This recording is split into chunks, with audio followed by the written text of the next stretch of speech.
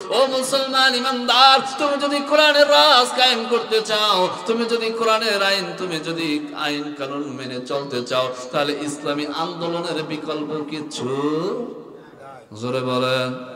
অনেক পীর সাহেবের আছে বলে রাজনীতি দরকার নাই, কথা বলেন কি বেজার হইছে নাকি? অনেক পীর সাহেবের আছে বলে আমরা ঠান্ডা আছি, ভালো আছি, রাজনীতি দরকার নাই। ও মুসলমান ইমানদার, কোরআনের রাজনীতি প্রত্যেকটা মানুষের জন্য করাই ফরজ। ভালো বলেন আর মন্দ বলেন কিছুই বুঝি না, আল্লাহ রাসূল কোরআন দিয়া রাষ্ট্র পরিচালনা করছে কি করে নাই? জোরে বলতে হবে। আমরাও চাই বাংলার জমিনের মধ্যে যদি নির্বাচন হয়, কোরআন যেন সংসদে চলে যায়। কোন দল যাবে সেটা আমরা চাই না, আমরা চাই ইসলামী দল একটা রাজ কায়েম করবে। কথা কয় না? অনেক বীর সাহেবের আছে মাঝে মাঝে হুঙ্কার দেয়, আবার খানকার মধ্যে ঘুমায়, সেই বীরের দরকার নাই। আমরা বাংলার জমিনে এমন পীর চাই, এমন মাশায়েখ চাই, এমন আলেম চাই, যিনি রাজপথেও নামবে কোরআন লইয়া, সংসদে উঠবে কোরআন নিয়া, কথা বলবে কোরআন নিয়া, কথা বলবে ইসলাম নিয়া, কোন খানকায় ঘুমানোর সুযোগ নাই। ওইরকম একজন আলেম পীর মাশায়েখ আমরা বাংলার জমিনে চাই না? এ মুসলমান, এটা তোমার দাবি, আমার দাবি, মুসলমান হলে কোরআনের দাবি। এটা কারো দালালি নয়, দালালি হলো আল্লাহর। এখন আবার একদল বলবে হুজুর মনে হয় চরমনায় যোগ দিছে, আরেক দল বলবে না মনে হয় জামাতে যোগ দিছে। কারণ রাজনীতি ইসলামের মধ্যে যারা আছে তাদের মধ্যে কয়েকটা আলেম ওলামারা আছে রাজনীতি নিয়ে কথা বলে, শায়েখে চরমনায় রাজনীতি নিয়ে কথা বলে, জামাতে ইসলাম রাজনীতি নিয়ে কথা বলে, হেফাজত ইসলাম রাজনীতি নিয়ে কথা বলে। এখন অনেকে অনেক কথা বলবে, এই কথা শোনার মতো টাইম নাই। কারণ কোরআন আল্লাহর দালালি যদি করতেই হয়, আমার মালিকের দালালি করব। কে চরমনাই করে ওটা দেখার বিষয় নাই, কে জামাত ইসলাম করে ওটা দেখার বিষয় নাই, কে খেলাফতে মজলিস করবে ওটা দেখার বিষয় নাই। আমি মুসলমান হয়েছি, আমি ইমানদার হয়েছি, আমি চাই কোরআন দিয়ে রাষ্ট্র চলবে। কে কোন দল করলো ওটা আমার দেখার বিষয় না। কি বলেন? শান্তি যদি পাইতে হয়, শান্তি যদি চাও, কোরআনের রাজ কায়েম করো। একদল পীর মাশায়েখা বলে বাংলাদেশের পরিস্থিতি ভালো না, কোরআন দিয়ে রাজনীতি করা যাবে না, রাজনীতি আমরা করি না। তাদেরকে বলতে চাই, রাজনীতিটা আল্লাহ রাসূল করেছে। বর্তমান বাংলাদেশের পরিস্থিতি যেটাই হোক না কেন, আমাদের কোরআনের পক্ষে থাকতে হবে, এটাই আমাদের দাবি। অনেকে বলে নারী নেতৃত্ব হারাম। আগে বুঝেন নারী নেতৃত্ব কি, জোরে বলেন। আর হারামটাকে হারাম বলে ছেড়ে দিব? হ্যাঁ, কথা বলেন না কেন? এই জিনিসটা ওখানে গেলে ওটা হারাম।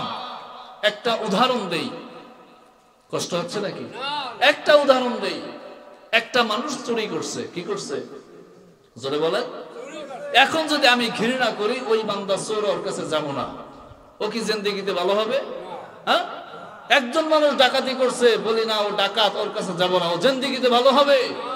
আমার কথা হলো একটাই, যে যেদের করুক ওটা বিষয় নয়।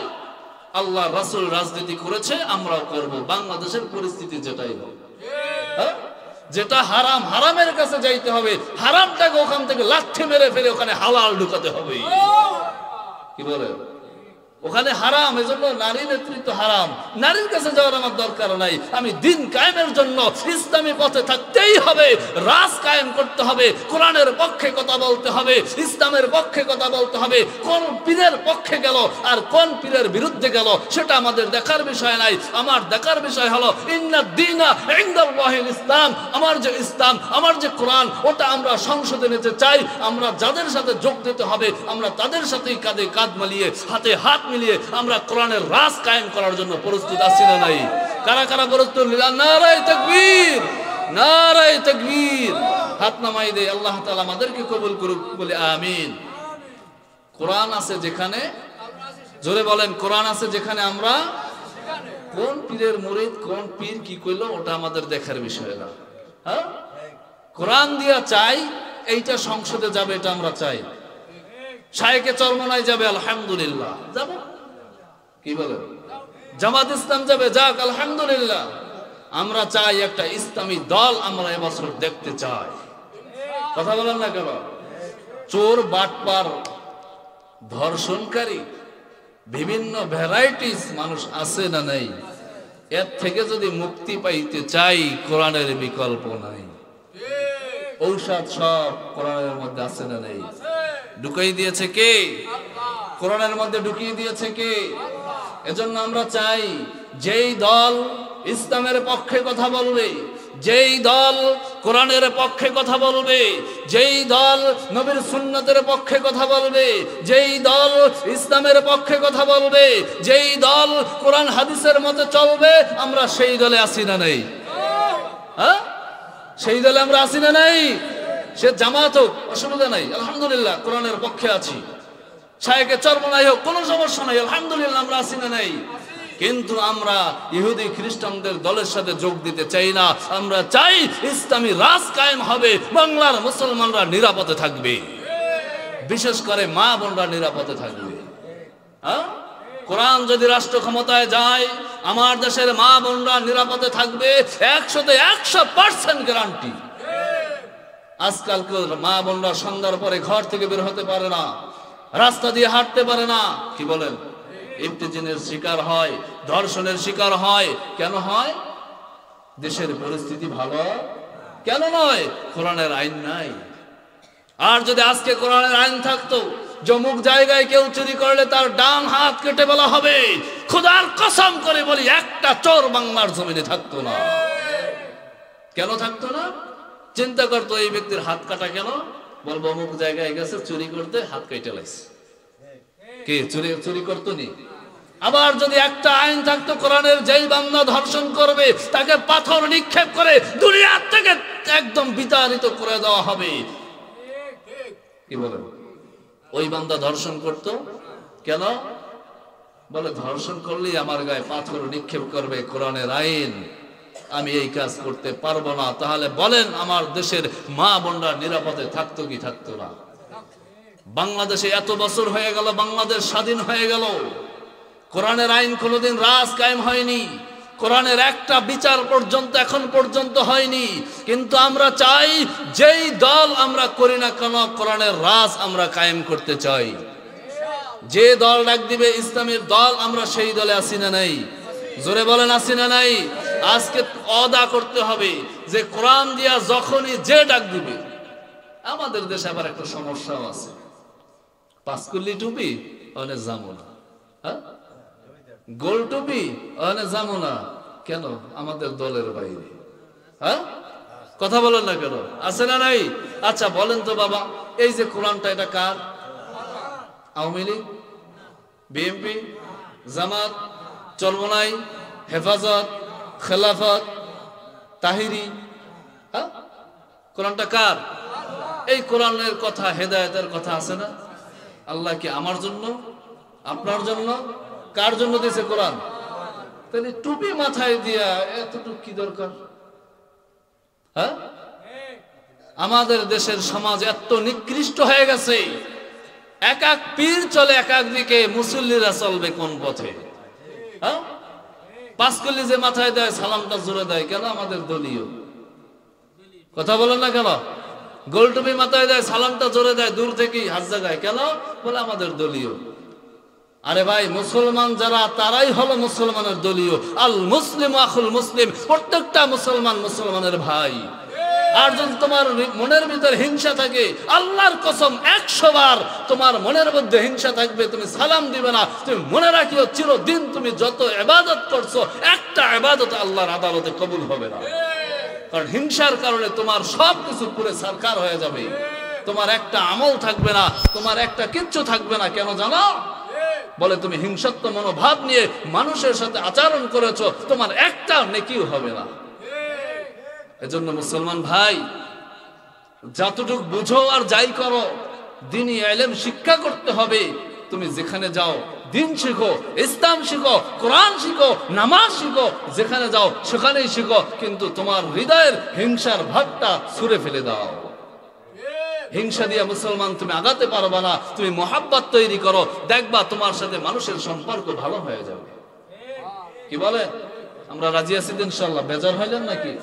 এটা কষ্টের সহিত বলি, কারণ আপনাদের থেকে আমি কয়েকদিন আগে, এই 4-5 দিন আগে একটা মাহফিলে গেছি। 4-5 দিন আগে, বেশি নয়। যাওয়ার পরে আমার ব্যাগের ভিতরে 4টা টুপি ছিল। কয়টা? 4টে টুপি। এখন আমার যাওয়ার আগেই হুজুর, এইখানে কিন্তু অমুক দলের লোক বেশি। একটা মুসিবতে পড়ছি যে অমুক দলের লোক বেশি মানে কি? মানে হইল ওই দলের লোক বেশি, ওইভাবে একটু আলোচনা কইলেন, তাহলে কি পাওয়া যাবে? একটু বললে আপনার জন্য সুবিধা, 5টা দাওয়াত পাওয়া যাবে। কেন? ওইখানে ওই দলের লোক বেশি। আর আমার তো একটা অভ্যাস হলো, আমি কোরআন ছাড়া কথা বলতে পারি। যে দলের লোক, ওটা আমার বিষয় না। কোরআনের কথা বলবো, দলে লাগুক, গায়ে লাগুক, উপরে লাগুক, নিচে লাগুক, ওটা আমার দেহের বিষয়। কথা বলেন না কেন? এই যে কোরআনের কথা বলছি, একটাও কি আমার কথা কইছি? কোন পীর সাহেবের কথা কইছি? কারো কোন পক্ষে বিপক্ষে কিছু বলছি? শুধু এতটুকু বলছি, হক যেখানে আমরা, জোরে বলেন, হক যেখানে আমরা বাতিলের কাছে মাথা নত করব না। মাথা নত করব 1 নম্বরে আমার মালিকের কদমে। এই মাথার বড় দাম, এই কপালের বড় দাম, এই চেহারার বড় দাম, কারণ এই চেহারাটা আমার আল্লাহ নিজ হাত দিয়ে বানাইছে। এই মাথা কারো কাছে নত করার মতো নয়। দাওয়াত পাই আর না, জোরে বলেন, মাহফিলে দাওয়াত পাই আর না পাই, কথা হবে কার? কোরআন দিয়ে কথা হবে, শুনতে ভালো লাগবে। কি বলেন? বাপদাদা কেরসা কাহিনী যতক্ষণ কবই, কবিরা গুনাহ হওয়ার সম্ভাবনা আছে। উদাহরণ দিলে বুঝবেন। কোরআনের কথা বললাম, সুন্দর করে সূরা লাহাবের তরজমা সহকারে বিশ্লেষণ করে বুঝাইলাম। কথাগুলো হলো কোরআনের, আয়াত হলো 5টা, রুকু হলো 1টা, 111 নম্বর সূরা। যতক্ষণ তেলাওয়াত করছি, যতক্ষণ আলোচনা করছি, সব দিছে কি? জোরে বলেন। এখন যদি এই কোরআন থেকে আমার বাপ দাদা কেরসা কাহিনী সব শুরু করতাম, ওই কেরসা কাহিনী সত্য হইতো, মিথ্যা হইতো। হ্যাঁ, তাহলে বলেন, এই যে মজলিসে, কোরআনের মজলিসে যদি বাপ দাদার কেরসা কাহিনী লইয়া বসতাম, আর যদি আবল তাবল কতক্ষণ কেরসা কাহিনী কান্নাকাটি কইরা টান দিয়া চইলা যাইতাম, এখন বলেন এই কেরসার মধ্যে গুনাহ হওয়ার সম্ভাবনা আছে না নাই? হ্যাঁ, আপনারা যে বাচ্চাদের সাথে মাঝে মাঝে দুষ্টামি করে অনেক কেরসা কাহিনী করেন না, হ্যাঁ, এটা কিন্তু সম্পূর্ণ কবিরা গুনাহ।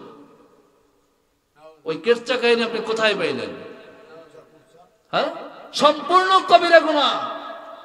কারণ তুমি যে কথাটা বাচ্চাটাকে শিখাচ্ছ, বাচ্চাটার কাছে বলতেছো বানোয়াট কেরসা কাহিনী, তুমি মিথ্যা কথা বলতেছো। প্রত্যেকটা মিথ্যা কথার জন্য 7000 বছর জাহান্নাম। এখন বলেন, বাপ দাদার কেরসা কাহিনী যদি 50 মিনিট আলোচনা করতাম, তাহলে গুনাহ হওয়ার সম্ভাবনা আছে না নেই? তাই কোরআনের কথা বললাম, উপরে ফেরেশতা আর আল্লাহ আছে না নেই? তাহলে এই মজলিসের দাম কম না বেশি? এইবার বলতে হবে যে এই যে আলোচনাটুকু করলাম, এটার দ্বারা কি শিক্ষা পাইলেন? 1 নাম্বার শিক্ষা পাইছি যে যে যে কর্মফল করবে তার ফল তিনি আল্লাহ দুনিয়ায় তাকে দেখাই দিবে। আবু লাহাব 1 হাত দিয়া নবীর গায়ে পাথর মারছে, আর আবু লাহাবের গায়ে তার 2 সন্তানেরা পাথর মারছে। পয়েন্ট গেল কয়টা? 1টা। দ্বিতীয় নাম্বার পয়েন্ট হলো, মা বোনরা, তার হাজবেন্ড, তার স্বামী যেই জিনিসটা কিনে দেয়, ওটা অপরকে দেখাইলে কি পরিমাণ গুনাহ হয়, অপরের সাথে হিংসা করলে কি পরিমাণ গুনাহ হয়। আল্লাহ তাআলা আয়াতের মধ্যে ঢুকাই দিয়েছে যে এই আবু লাহাবের স্ত্রী তার স্বর্ণ অলংকার দেখাইয়া টাকা পয়সা নিয়া নবীর পিছনে লাগাই দিয়েছে, আমি এই আবু লাহাবের স্ত্রীকে চিরদিনের জন্য জাহান্নামে ঢুকাই দিব। আল্লাহ রাসূলকে বললেন, হে নবী, আপনি আপনার উম্মতদেরকে জানায় দেন, আপনার উম্মতেরা তাদের বিবিকে যেই পোশাকটা, যেই জিনিসটা দান করবে, তারা যেন শুকরিয়া তান আলহামদুলিল্লাহ বলে, মানুষের সাথে হিংসাত্ব ভাব না করে। যদি হিংসাত্ব মনোভাব করে, তাহলে আমি আবু লাহাবের স্ত্রীর মতো আপনার উম্মতদেরকেও জাহান্নামে ঢুকাই দেব। তাহলে পয়েন্ট পেলাম কয়টা? 2টা। একটা হলো যে জিনিস যে করবে তার ফল আল্লাহ তাকে দেখাই দিবে। আর আবু লাহাবের স্ত্রীর মতো যদি মা বোনরা হয়, তারাও জাহান্নামে। কোনো সন্দেহ আছে নাকি? আরেকটা পয়েন্ট বলেছি যে ইসলাম যেখানে আমরা, সেখানে আল্লাহ আল্লাহ রাসূলের কথা হয়, যেখানে আমরা আছি সেখানে ইসলামী রাজ কায়েম করার জন্য কালেমা মুসলমান এক ঐক্যবদ্ধ হয়ে আমরা মুসলমানরা মুসলমানদের সাথে আছি না নেই? তো আল্লাহ সুবহানাহু ওয়া তাআলা এই তিনটা বিষয়, এই জুমার আলোচনা থেকে এই তিনটা বিষয় আমাদেরকে বুঝা এবং আমল করার তৌফিক দান করুক। চিল্লায় বলি আমিন। আল্লাহ তাআলা রব্বুল আলামিন পবিত্র হাকিমের মধ্যে 114 খানা সূরার মধ্যে আল্লাহ তাআলা রব্বুল আলামিন 111 নম্বর সূরা সূরাতুল লাহাব, আল্লাহ তাআলা রব্বুল আলামিন সূরাতুল লাহাব 111 নম্বর সূরা। এই সূরার মধ্যে আল্লাহ তাআলা 5টা আয়াত ঢুকাই দিয়েছে। এই 5টা আয়াতের মধ্যে একটা রুকু আছে।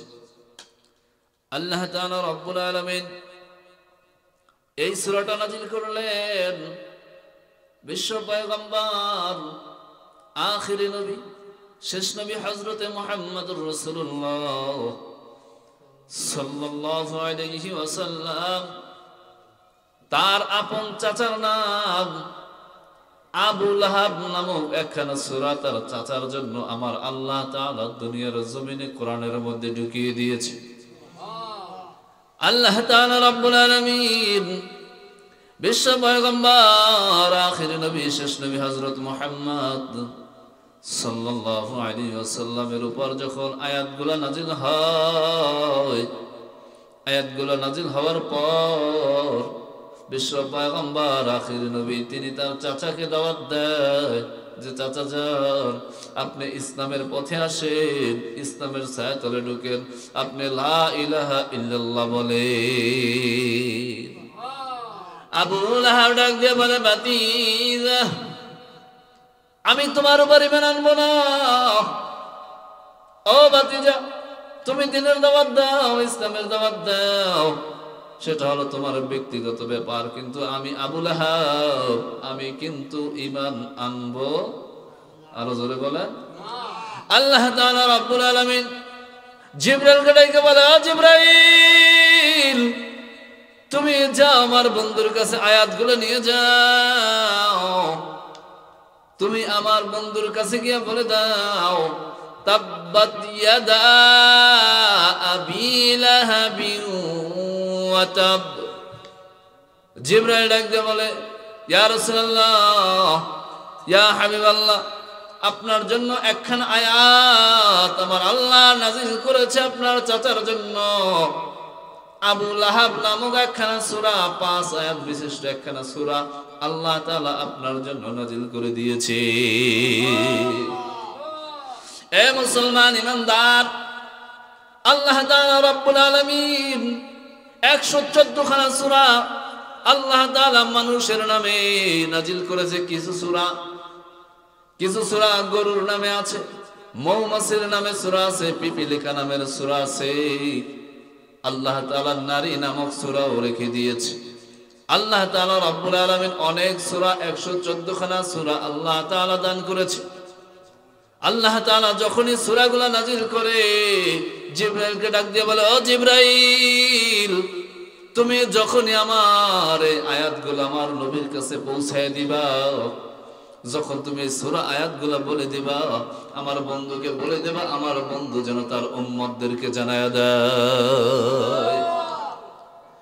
আমার নবী দুনিয়ার জমিনে নাই, দুনিয়া থেকে চলে গেছে, কিন্তু নবীর ওয়ারিস আমরা আছি না নাই?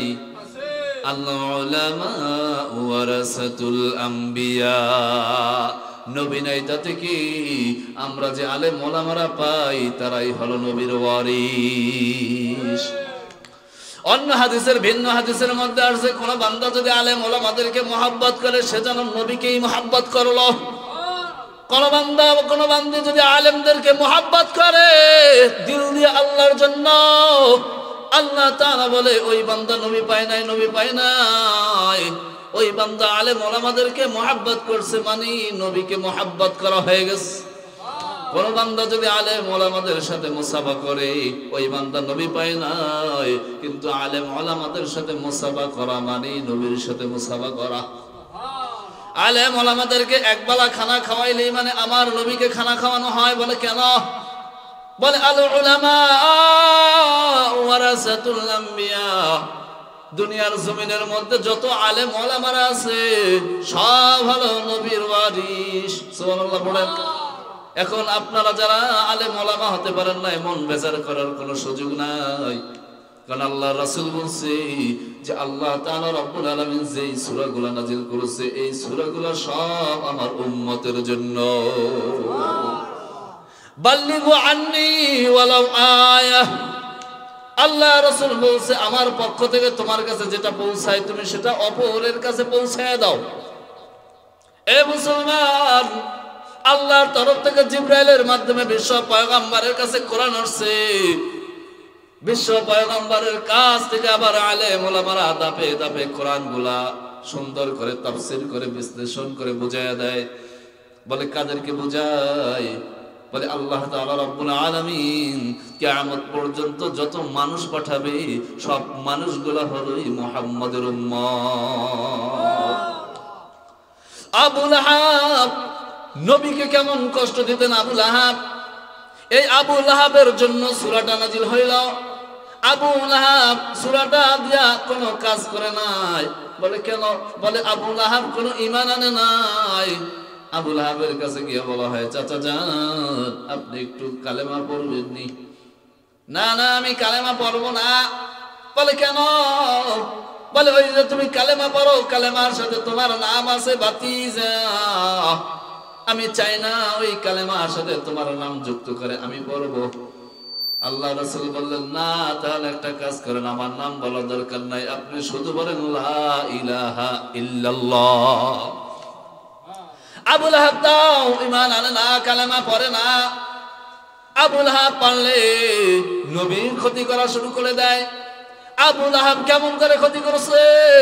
বিশ্ব পয়গম্বর আখির নবী শেষ নবী হযরত মুহাম্মদুর রাসূলুল্লাহ সাল্লাল্লাহু আলাইহি ওয়াসাল্লাম তার যখন দ্বিতীয় সন্তান মারা যায়, পুত্র সন্তান ছেলে সন্তান দ্বিতীয় সন্তান যখন মারা যায় তখন নবীর চোখে পানি, সাহাবীদের মনটা মলিন হয়ে গেছে, নবীর সন্তান দুনিয়ার জমিনে নাই। কিন্তু আবু লাহাব মন খারাপ করে নাই, বাতিজার সন্তান মারা গেছে, এটা তো আবু লাহাবের কান্না করার দরকার ছিল, কিন্তু আবু লাহাব কান্না করে না, তিনি আরো হাসি মস্করা করে যে মুহাম্মাদের সন্তান মারা গেছে, ভালোই হয়েছে, মুহাম্মাদের সন্তান মারা গেছে, ভালোই হইল, মুহাম্মদ নির্বংশ হয়ে যাবে, মুহাম্মাদের কোনো বংশ বাড়বে না। আল্লাহ তাআলা বলে না না না, মুহাম্মাদের সংসার নির্বংশ হবে না, আমি আল্লাহ তাআলা রব্বুল আলামিন মুহাম্মাদের মর্যাদা বাড়ায়া দিলাম।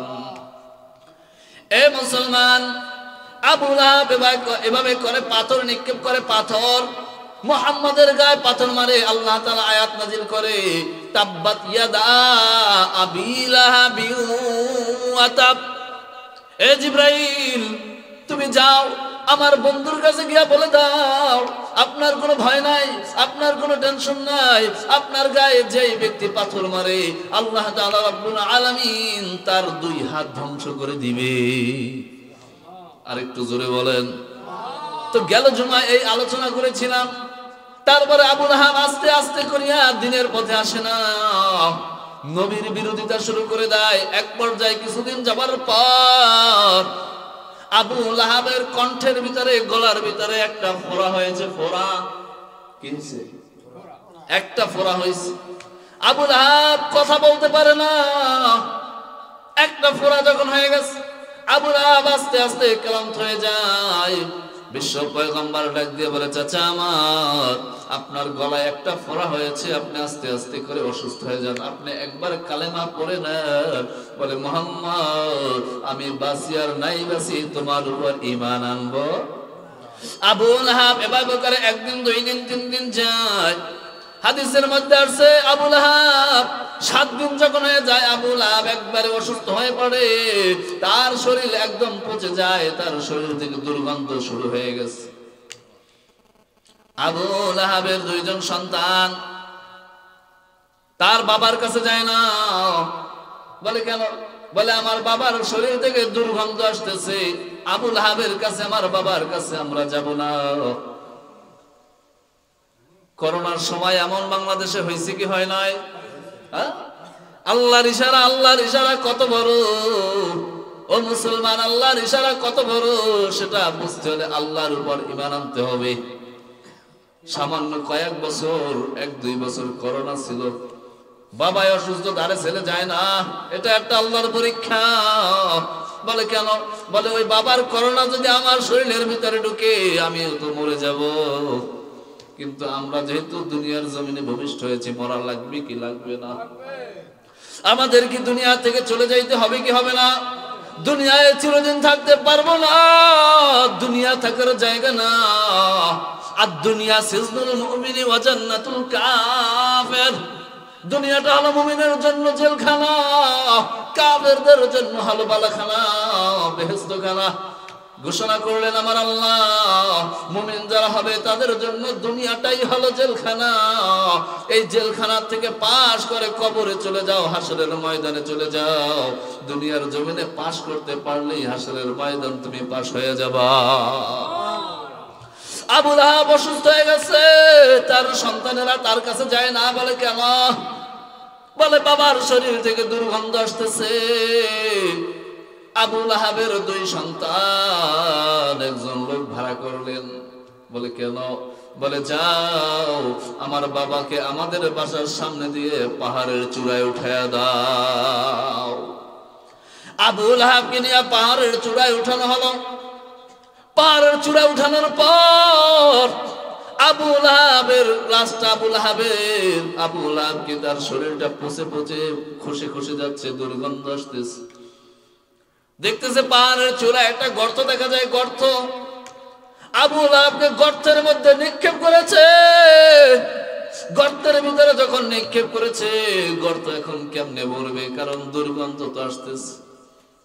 আল্লাহর ইশারা, আবু লাহাব তিনি ডান হাত দিয়া নবীর গায়ে পাথর মারতেন। আল্লাহ তাআলা আয়াত নাযিল করে বলে, তাব্বাত ইয়াদা আবি লাহাবি ওয়া তাব। ও নবী, আপনার কোনো ভয় নাই, আপনার কোনো টেনশন নাই। আপনার গায়ে 1 হাত দিয়ে আবু লাহাব পাথর মারে, কিন্তু আমি আল্লাহ তাআলা রব্বুল আলামিন আবু লাহাবের 2 হাত নয়, আমি আবু লাহাবকেই ধ্বংস করে দিব। ইশারা কার? আর জোরে বলতে হবে ইশারা কার?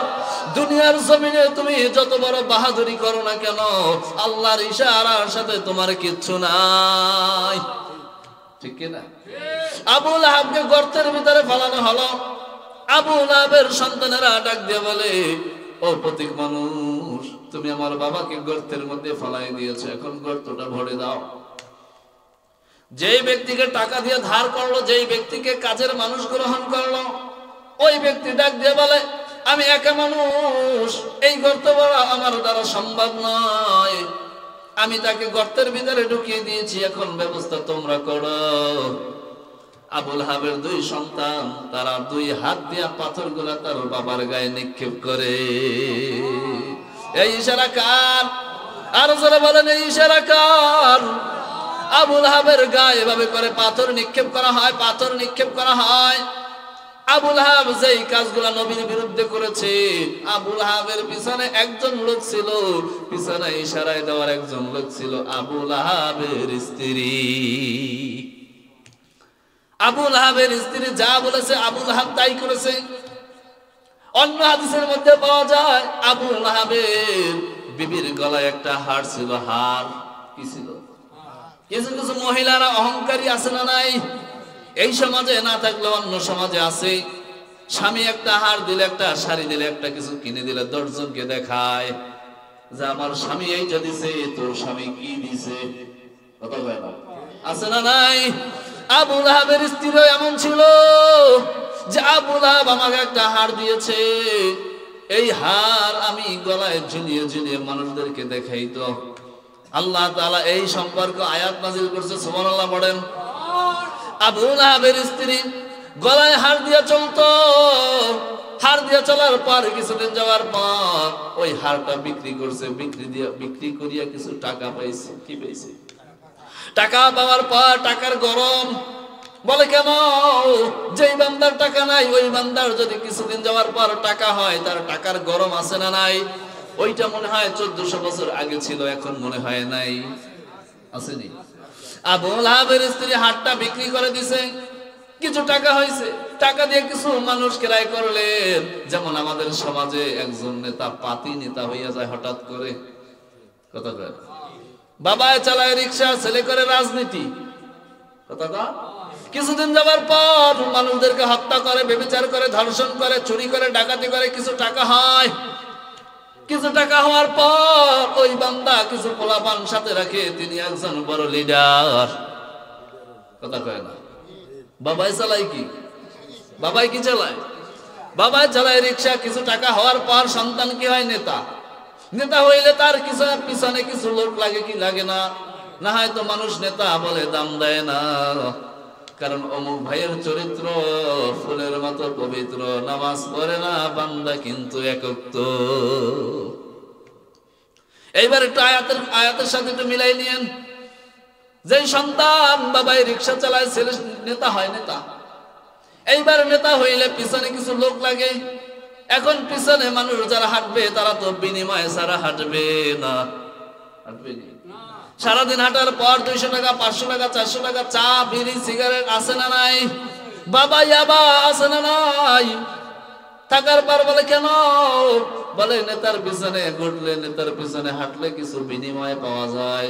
বিনিময় যদি কিছু না দেয় নেতার পিছনে বান্দা হাঁটে, কারণ সবাই তো স্বার্থপর, স্বার্থ ফুরায় গেলে কেউ তোমাকে জিগাইবে না। এইবার আবু লাহাবের স্ত্রী একটা হার বিক্রি করছে, হয়েছে কিছু টাকা। কি হয়েছে? কিছু টাকা হওয়ার পর আবু লাহাবের স্ত্রী ওই টাকা দিয়ে কিছু মানুষ ভাড়া করলেন। টাকা তো হয়েছে, পকেট গরম। কিছু মানুষ ভাড়া করার পর মুহাম্মাদের পিছনে লাগাই দিছে, যে মুহাম্মদ ইনি একজন পাগল। এখন মানুষ ভিড় বেড়ে গেছে মুহাম্মাদের দিকে। পাগল আবার কে? সুবহানাল্লাহ। পাগল আবার কে? পাগল দেখার জন্য মানুষ চলে গেছে। কারণ গ্রামগঞ্জ শহরে দেখবেন একটা পাগল যদি অন্য এলাকার পাগল এক এলাকায় ঢুকে, ওই পাগলের পিছনে লোক আছে না নাই? আর কিছু পারুক আর নাই পারুক, পাগলটাকে একটু চেতাইয়া দেয়, আর পাগল কিন্তু অদর্শে গালিগালাজ শুরু করে দেয়। আবু লাহাবের স্ত্রীও সেম কাজ করছে, একই কাজ। এইটা মনে করছেন এখন না, এই সমস্ত পাগল চেতানো লোক সেই 1400 বছর আগে থেকে আসছে। কি বলে? নাইলে আমরা কোথায় পাইছি? হঠাৎ করে আসছে নাকি? একটা সিরিয়াল আছে না, শিডিউল আছে না? এইবার আবু লাহাবের স্ত্রী কিছু টাকা দিয়ে মানুষ ধার করলেন, মানুষ ক্রয় করলেন, মানুষদেরকে বিনিময়ে কিছু দেওয়া হয়। বলে তুমি এই এই কাজ করবা, বিনিময়ে তোমাকে 1 দিরহাম 2 দিরহাম, তোমাকে কিছু দিরহাম দেওয়া হবে। বলে মুহাম্মদ পাগল। এবার মুহাম্মাদের কাছে মানুষগুলা ভিড় হয়ে যায়, কিন্তু আল্লাহর একটা ইশারা যে মুহাম্মাদের কাছে যেই ব্যক্তি যায়, পাগল পাগল উপাধি দেওয়ার পর ওই বান্দা মুহাম্মাদের নিকটে যখন চলে যায়, মুহাম্মদ সাল্লাল্লাহু আলাইহি ওয়াসাল্লাম চেহারা একবার দেখার পর বলে এই লোক তো পাগল হতে পারে না। বলে এই যে আবু লাহাবের স্ত্রী আমাদেরকে পিছনে লিলাই দিছে গো, যে মুহাম্মদ পাগল, মুহাম্মদকে দেখার জন্য গেলাম, মুহাম্মাদের চেহারাটা যখন দেখি মনে হয় যেন পূর্ণিমার চাঁদ উঠে গেছে। মুহাম্মদ এবার পাগল পাগল উপাধি দিয়া মুহাম্মাদের কাছে যেই ব্যক্তিরা যায়, তারাই মুহাম্মাদের হাতে হাত রেখা কালেমা পড়ে মুসলমান হয়ে যায়। এই ইশারা হলো আবু লাহাবের স্ত্রী পিছনে বসে ইশারা দেয় আর কাজ করে পাবলিকে, মার খায় পাবলিকে, নেতা যায় কোন পথে। সহজে দেখবেন যারা লিডার, হুকুমদাতা, যারা হুকুম দেয়, এরা কিন্তু সহজে মরে না, মরেনি। কথা কন, এই যে বাস যারা চালায়, বাস ড্রাইভার আর হেল্পার আছে না নেই? যত জায়গায় গাড়ি অ্যাক্সিডেন্ট হয়, ড্রাইভারের হেল্পার 2 জন কিন্তু বাইসে যায়, আছে না নেই? এইবার বন্ধু আমার, আবু লাহাবকে গর্তের মধ্যে বলানো হলো। আবু লাহাবের সন্তানেরা 2 হাত দিয়ে পাথর নিক্ষেপ করতে করতে পাথরটা একদম গর্তটা ভরে ফেললেন। আল্লাহ তাআলা আয়াত নাজিল করলেন, যে জিবরাইল যাও, তুমি আমার মুহাম্মদকে জানায় দাও, মা আগনা আনহু মালুহু ওয়া মা কাসাব। আল্লাহ তাআলা রাব্বুল আলামিন আয়াত নাযিল করলেন, জিবরাইল তুমি যাও আমার বন্ধুর কাছে গিয়া বলে দাও যে আবু লাহাব আপনার সাথে যে অন্যায় করেছে, এই অন্যায়ের ফল আমি আল্লাহ তাআলা রব্বুল আলামিন দুনিয়ায় টের পাওয়াই দিয়েছি। যে যেই ফল করবে, যে যেই কাজ করবে, দুনিয়ার জমিনে টের পাওয়ার মালিক একজন আছে না নাই? জোরে বলেন মালিকের নাম কি? আর গন্ড ছেড়ে বলেন মালিকের নাম কি? এ মুসলমান, আল্লাহ ধরে না, ধরে না, ধরলে কিন্তু মালিক আমার ছাড়ে না। আল্লাহ তোমাকে ছাড় দিবে, ছেড়ে দিবে না। কি কর? আল্লাহ তোমাকে ছাড় দিবে, বান্দা যাও, তুমি চলে যাও, নামাজ পড়লে পড়ো, না পড়লে না পড়ো, আমি আল্লাহ একদিন ধরবো। কোন দিন? হাসরের ময়দানের দিন তোমাকে মালিক যখন ধরবে, তখন তোমার আর কোনো উপায় থাকবে না। বলে কেন? বলে আল্লাহ তাআলা রব্বুল আলামিন তোমাকে শক্ত হাত দিয়া পাকড়াও করবে। আল্লাহ তাআলা রব্বুল আলামিন জিবরাইলকে ডাক দিলেন, ও জিবরাইল, আবু লাহাবের স্ত্রী গলার হার তিনি মানুষদেরকে দেখাইতেন, স্বর্ণ অলংকার, এটা মানুষদেরকে দেখাইতেন আর অহংকারী ভাব নিতেন। ও জিবরাইল, তুমি যাও আমার বন্ধু মুহাম্মদকে জানিয়ে দাও, মা আগনা আনহু মালুহু ওয়া মা কাসাব। সুবহানাল্লাহ পড়েন। আল্লাহ তাআলা রব্বুল আলামিন সঙ্গে সঙ্গে আয়াত নাযিল করলেন। বলেন কেন? বলে এই যে কিছু মহিলারা আছে অলংকার নিয়ে, তারা হিংসা করে, স্বামীর এক জিনিস নিয়ে নিজে নিজে হিংসা করে, আরেক নারীকে চেতায় দেয়, আছে না নেই? আরে বন্ধু, এটা ছিল 1400 বছর আগে, এটা মনে হয় এখন নাই, আসেনি? তাহলে আয়াতের সাথে মিলান, আমার কোনো দোষ নাই, দোষ হলো আমার আল্লাহর। দোষ কার? আল্লাহ তাআলা কোরআনের মধ্যে ঢুকাই দিয়েছে। এটা আমার বানানো কথা না, এটা আমার বাপ দাদার কেরসা কাহিনীও না। কারণ কোরআনের তাফসীর গুলা বুঝে বুঝে বুঝাইতে হবে। মানুষগুলা কোরআন যখন বুঝবে, আল্লাহর হেদায়েতের নূর বান্দার অন্তরে এমনিতেই ঢুকে যাবে। এবার আসুন, আল্লাহ তাআলা বলেন, যাও জিবরাইল, তুমি যাও, তুমি গিয়া বলে দাও, আমার বন্ধুকে জানায়া দাও যে আবু লাহাবের স্ত্রী তিনি গলার হার নিয়ে, স্বর্ণ নিয়ে তিনি যে এই অহংকারী করতেন, তিনি মানুষদেরকে দেখাইতেন আমার স্বামী আমাকে এটা দিয়েছে, আমার স্বামী আমাকে এইটা দান করেছে, আবার এই জিনিসটা বিক্রি করে আমি মুহাম্মাদের পিছনে লাগাই দিলাম। আল্লাহ তাআলার কাছে এটা ভালো লাগে? জোরে বলেন। ঘুমাই গেছে? জোরে বলেন, আল্লাহর কাছে এটা কি লাগে নাই? আল্লাহর কাছে ভালো লাগে নাই।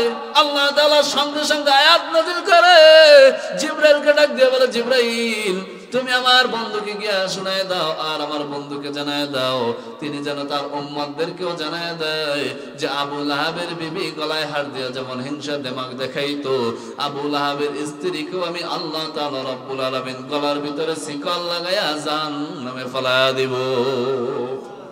সে আয়াত আল্লাহ তাআলা এর মধ্যে ঢুকাই দিয়েছে। আসেন, আল্লাহ তাআলা কি বলেন? وامرأته حمالة الحطب في جيدها حبل من مسد। সুবহানাল্লাহ বলেন। আল্লাহ তাআলা বলে, ও জিবরাইল, তুমি আমার বন্ধুকে জানায় দাও যে আপনি আপনার উম্মতদেরকে জানায় দেন, তারা যেন এভাবে করে হিংসা ফাসাদ না করে।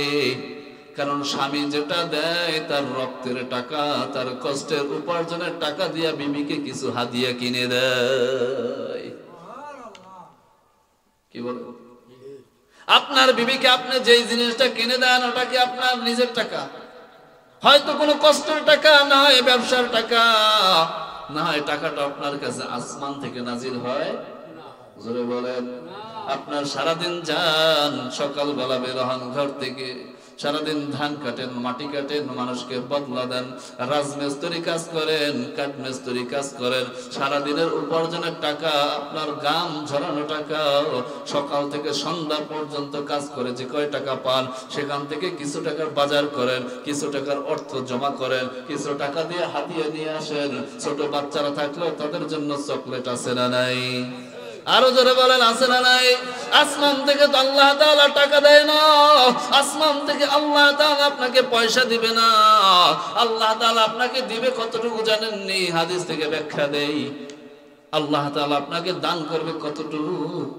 আপনি যদি আল্লাহর উপর ঈমান আনেন, আল্লাহর উপর ভরসা করেন, আপনি যেই কাজ করেন না কেন আল্লাহ তাআলা ওই কাজের ভিতরে বেশি বরকত বাড়ায়া দিবে।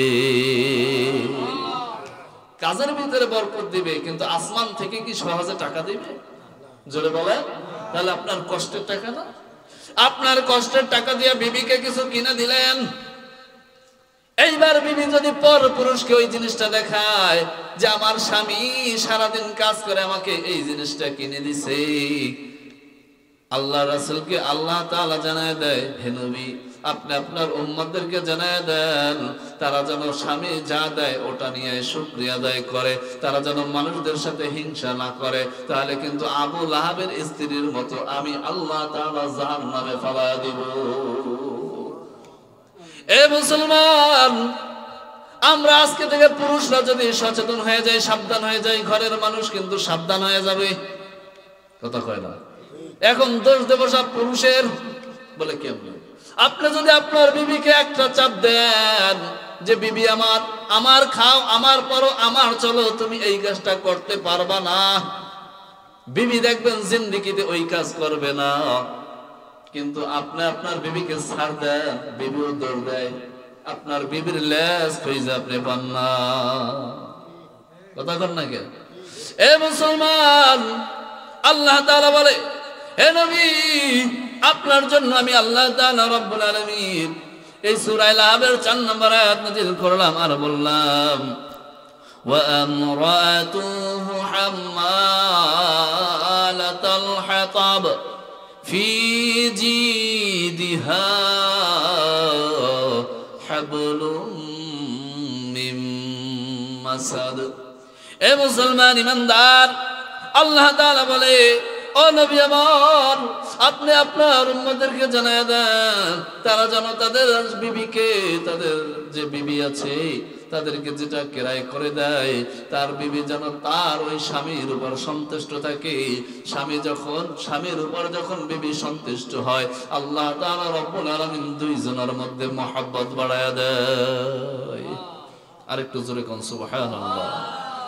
আল্লাহ তাআলা বলে, ও নবী আপনি আপনার উম্মতদেরকে জানায় দেন, আপনার উম্মতেরা যদি বিবির উপর খুশি হয় আর যদি বিবি স্বামীর উপরে খুশি হয়, আমি আল্লাহ তাআলা রব্বুল আলামিন দুইজনের মধ্যে আমি আল্লাহ তাআলা সম্পর্ক বাড়ায়া দেই। এখন বর্তমান বাংলাদেশ জরিপের মধ্যে 100 ভাগের 70 ভাগের সংসারে ঝামেলা অশান্তি আছে না নাই? আর একটু আস্তে কর, মানুষে শুনবে, আস্তে কর, বিবিরা শুনবে, আস্তে কর। এ মুসলমান, শতকরা 100 ভাগের 70 ভাগ প্রত্যেকটা সংসারে অশান্তি আছে না নাই? এই সংসারে অশান্তির কারণ হলো পুরুষেরা, নারীরা না। কথা বলেন। আপনার নারীকে, আপনার মাকে, আপনার বোনকে আপনি সুন্দর করে শাসন করতে পারেন না, ইসলামের পথে চালাইতে পারেন না, কোরআন দিয়া চালাইতে পারেন না। বলে কোরআন দিয়া চালাইবেন কেমনে? আপনি নিজেই তো কোরআন জানেন না। কথা কয় না? কয়জন হুজুরের ঘরে অশান্তি আছে? শতকরা 5টা পাবেননি। বলে না, বলে কেন? বলে তাদের ঘরের মধ্যে কোরআনের আইন চালু আছে। বলে কোরআনের আইন কি? বলে ফজরের নামাজ পড়া লাগে, কোরআনের আইন। কথা কয় না? ফজরের নামাজ পড়িয়া কোরআন তেলাওয়াত করা লাগবে, কোরআনের আইন। যোহরের নামাজ পড়া লাগবে, কোরআনের আইন। আসরের নামাজ পড়া লাগবে, কোরআনের আইন। মাগরিবের নামাজ পড়া লাগবে, কোরআনের আইন। এশার সালাত পড়া লাগবে, কোরআনের আইন। এশার সালাত পড়িয়া নামাজ পড়িয়া ঘুমানোর সময় কোরআন তেলাওয়াত করিয়া ঘুমান লাগবে, আইন কার? জোরে বলেন কার? এইটা হুজুরদের বিবিরা পড়ে, যার কারণে অশান্তি কম না বেশি? জোরে বলেন। আর যারা সাধারণ মানুষ আছে নিজেরাই তো কোরআন পড়তে পারে না, বিবিরে কেমনে কইবে কোরআন পড়? আরে তুই কোরআন ধর, আরে তুই কোরআন পড়। সন্তান হতেছে স্কুলে, কথা কয় না? যে পরে মাদ্রাসায়, সে থাকে সব জায়গায়। যে পরে স্কুলে সে দাঁড়ায় স্কুলে, কথা কয় না? কারণ যেই বান্দা মাদ্রাসায় পড়ে ওই বান্দা যদি মসজিদের ইমাম সাহেব না থাকলো এসে নামাজ পড়ায়, কথা কয় না? এইখানে যদি একটা মাদ্রাসার ছাত্র থাকে, ইমাম সাহেব আজকে নাই, মাদ্রাসার ছাত্র সামনে আছে না নাই? আর যেই বান্দা পড়ে স্কুলে ওই বান্দা দৌড়ে যায় দাঁড়াইবে স্কুলে। বলে কেন? বলে ওই বান্দা কোরআন জানে না, কেমন করে কোরআন দিয়া নামাজ পড়াইবে। তা সংসারের মধ্যে আমরাই কোরআন জানি না, মা বোনদের দোষ দিয়ে কোনো লাভ নাই। মা বোনদেরকে আমরা যেমনে চালাই তেমনে চলে, কারণ মা বোনদের চালানোর লাঠি কাঠি পুরুষদের হাতে। আর যদি পুরুষেরা না পারে, দোষটা নারীদের নয়, দোষটা হলো আমাদের নসিবে। এজন্য আল্লাহ তাআলা বলেন, এ নবী আমার, আপনি কোরআনের দাওয়াত দেন, আপনার উম্মতদেরকে জানায় দেন যে আবু লাহাব আপনার পিছনে লেগেছে, আমি আল্লাহ আবু লাহাবের পিছনে লেগেছি। সুবহানাল্লাহ নাই? কাফের মুশরিকরা মুসলমানদের পিছনে লাগে। আল্লাহ বলে কাফেরের চেষ্টা যেখানেই শেষ, আমি আল্লাহ আমার চেষ্টা সেখানেই শুরু হয়। আরেকটু চিল্লায়ে বলেন সুবহানাল্লাহ। কাফেরের চেষ্টা যেখানেই শেষ হয়, আল্লাহর চেষ্টা সেখান থেকে শুরু হয়। এ নবী, আপনি আপনার উম্মতদেরকে জানায় দেন যে আপনার উম্মতেরা যেন কেউ আবু লাহাবের মতো না হয়, আপনার উম্মতেরা যেন হযরত ওমরের মতো হয়, আবু বকরের মতো হয়, হযরত আলীর মতো হয়। বলে সাহাবী আমরা দেখি নাই, তবে কেমন করে ওমর হব, কেমন করে আলী হব, কেমন করে আমরা রাজ কায়েম করব।